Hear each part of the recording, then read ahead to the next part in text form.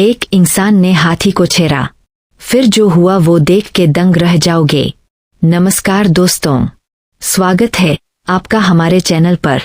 आज हम लेकर आए हैं एक सुंदर और दिलचस्प हिंदी कहानी में। घने जंगल के बीचों बीच एक विशाल नदी बहती थी। उस नदी के किनारे रहता था एक शांत, समझदार और ताकतवर हाथी, गजेंद्र। पूरे जंगल में उसकी इज्जत थी। वह किसी को नुकसान नहीं पहुंचाता था, बल्कि जरूरत पड़ने पर सबकी मदद करता था।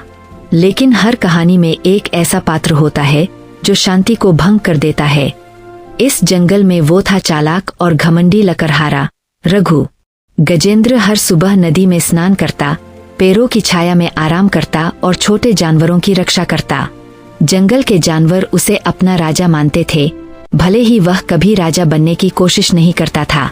एक दिन नदी किनारे एक हिरनी अपने बच्चे के साथ पानी पी रही थी।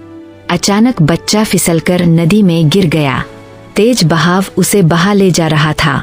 तभी गजेंद्र दौड़ा। उसने अपनी सूंड बढ़ाई और बच्चे को बचा लिया। सब जानवर खुश थे। गजेंद्र हमारा रक्षक है, सबने एक सुर में कहा।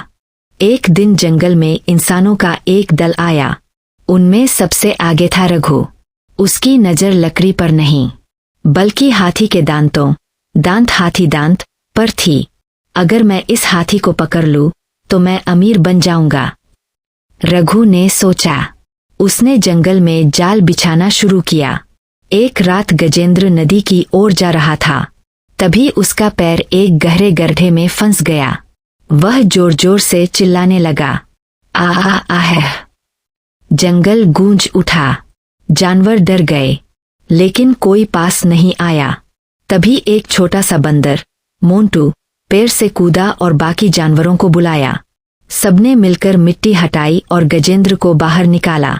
गजेंद्र समझ गया, यह प्राकृतिक गड्ढा नहीं, किसी ने जाल बिछाया है।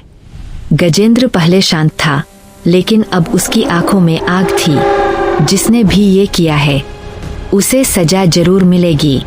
मोंटू बंदर पेड़ों से कूदता हुआ इंसानों के कैंप तक पहुंचा। उसने देखा रघु और उसके साथी हंस रहे थे। कल तक वो हाथी हमारे जाल में होगा, रघु बोला। मोंटू तुरंत वापस गया और सबको बताया।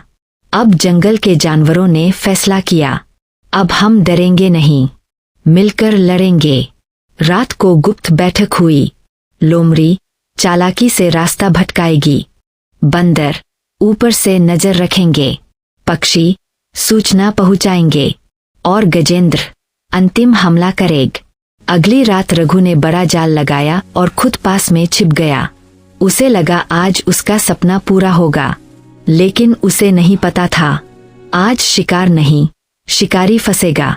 लोमड़ी जानबूझकर रघु के सामने आई और भागने लगी। अरे, ये तो आसान शिकार है। रघु उसके पीछे दौड़ा, लेकिन वो उसे जंगल के अंदर गहरे ले गई, जहां दलदल था। उधर गजेंद्र ने धीरे धीरे रघु के जाल को तोड़ दिया। फिर वो सीधे कैंप की ओर बहा। धड़ाम, उसने लकड़ी के हांचे गिरा दिए। सारा सामान बिखर गया। रघु वापस आया तो उसका कैंप तबाह था। तभी उसने पीछे से आवाज सुनी, धर धर धर। वो मुड़ा और सामने था गुस्से में भरा गजेंद्र, भागता हुआ शिकारी। रघु जान बचाकर भागा, लेकिन जंगल उसका नहीं था। वो उसी दलदल में फंस गया जहां लोमड़ी उसे ले गई थी। बचाओ बचाओ, वह चिल्लाया। गजेंद्र उसके पास पहुंचा। उसकी आंखों में गुस्सा था, लेकिन दिल में दया भी। वह सोचने लगा, क्या मैं इसे खत्म कर दूं या इसे सीख देकर छोड़ दूं। कुछ पल की खामोशी, फिर गजेंद्र ने अपनी सूंड बढ़ाई और रघु को बाहर निकाल लिया। सीख, रघु रो पड़ा। मुझे माफ कर दो, मैंने लालच में आकर गलती की। गजेंद्र ने कुछ नहीं कहा, बस मुड़कर चला गया। लेकिन उसका संदेश साफ था, जंगल हमारा घर है, इसे नुकसान मत पहुंचाओ। रघु जंगल छोड़कर चला गया और कभी वापस नहीं आया।